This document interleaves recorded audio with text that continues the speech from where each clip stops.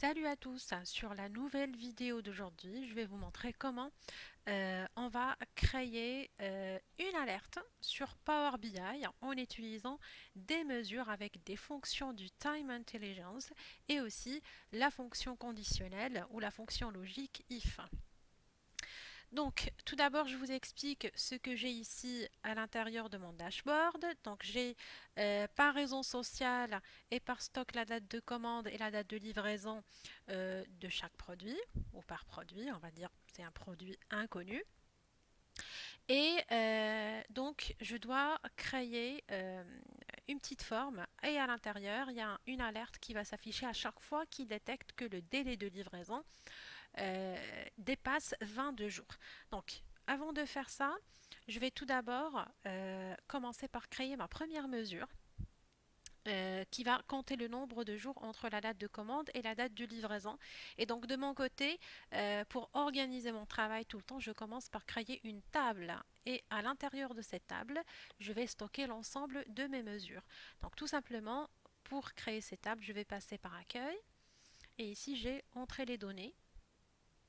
Donc cette table, je vais l'appeler All Measures. Donc, bon, je vais mettre un M en majuscule. Voilà, charger. Donc ça va charger ma table au tout début ici. Donc je clique à l'intérieur de ma table et dès que je clique, j'ai automatiquement l'onglet outils de table qui s'ouvre et à partir du groupe calcul, je vais cliquer sur nouvelle mesure. Alors pour créer ma première mesure qui est le nombre de jours. Donc là je vais tout simplement l'appeler donc nombre de jours. Et je vais utiliser une fonction qui me permet de calculer la durée entre deux dates, entre une date de début et une date de fin. Donc là, je vais utiliser la fonction date diff. Voilà. Et je dois calculer la durée entre la date minimum de la date de commande et la date maximum de la date de livraison, donc en utilisant la fonction minimum et maximum. Donc, pour organiser un petit peu la formule, je vais revenir à la ligne pour créer chaque formule sur une ligne. Donc, je vais tout simplement passer par Alt Entrée. Je vais commencer par ma fonction min. Donc, je veux le minimum de ma table ou de ma colonne date de commande. Donc, dès que je tape date de commande, j'ai automatiquement donc les colonnes qui s'affichent de ma table. Donc on va utiliser la colonne date de commande. Je ferme ma parenthèse, virgule, je reviens encore une fois à la ligne et je vais utiliser maintenant la fonction max.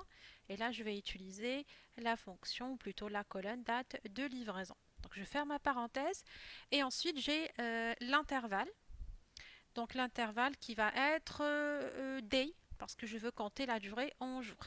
Donc ça sera day et je ferme complètement ma parenthèse et je valide. Voilà, comme ça, il m'a bien créé la mesure nombre de jours. Bon, je réduis la taille de ma barre de formule. Je vais supprimer la colonne 1 parce que quand même, il est créé automatiquement quand j'ai créé ma table de mesure et donc on ne peut pas la supprimer dès le début. Il faut au moins créer une mesure. Donc je supprime cette colonne. Voilà, j'ai ici le nombre de jours que je vais rajouter à l'intérieur de ma table. Donc je vais augmenter un petit peu la taille et je coche nombre de jours. Voilà, donc ici j'ai bien le nombre de jours entre la date de début et la date de fin. Je voulais dire la date de commande et la date de livraison. Alors maintenant, le deuxième objectif, je vais me baser sur la mesure nombre de jours pour créer l'alerte. Donc l'alerte qui va s'afficher à l'intérieur de ma forme. Donc c'est assez simple. Je vais à nouveau cliquer sur All Measures, nouvelle mesure. Et donc cette mesure, je vais l'appeler tout simplement alerte. Donc alerte. Et je vais utiliser la fonction if. Et donc là, logical test, on va tester si le nombre de jours est supérieur à 22. Donc virgule, alt entrée. Donc si le nombre de jours est supérieur à 22 jours, je veux qu'il m'affiche, du coup, entre guillemets, attention, le délai de 22 jours est dépassé. Donc je ferme les guillemets, virgule. Sinon, s'il trouve le contraire, ou si result is false, donc je veux qu'il m'affiche un blanc, rien du tout. Donc là, on va utiliser blank, voilà. Et je ferme complètement la parenthèse de ma formule et je valide. Voilà, comme ça, il a bien créé ma mesure alerte. Je réduis ça aussi. Donc maintenant, je vais vous montrer comment on va pouvoir intégrer cette mesure à l'intérieur de la forme qui va nous afficher l'alerte. Donc tout simplement, je commence par créer ou par insérer la forme. Donc tout simplement en passant par insérer forme. Donc je vais utiliser une forme n'importe laquelle, par exemple celle-là. Bon, je vais réduire un petit peu la taille quand même. Voilà. Je réduis encore un peu plus. Voilà, c'est pas mal comme ça. Et je vais la mettre en forme tout d'abord. Donc je vais passer par les paramètres de la mise en forme de la forme. Donc en passant par forme, il y a style. Donc je vais enlever le remplissage. Je peux enlever aussi la bordure. Et pour le texte de la forme, donc je l'active. Bon, là, je ne vais pas taper directement le texte dès les dépasser parce que quand même, il y a une condition derrière. Et donc moi, j'ai déjà ma mesure. Et donc là, je peux intégrer ma mesure en cliquant sur FX. Et sur quel champ devons-nous nous baser? On va cliquer ici sur All Measures et on va utiliser la mesure alerte et OK. Voilà, donc comme ça, l'alerte, il est bien affiché.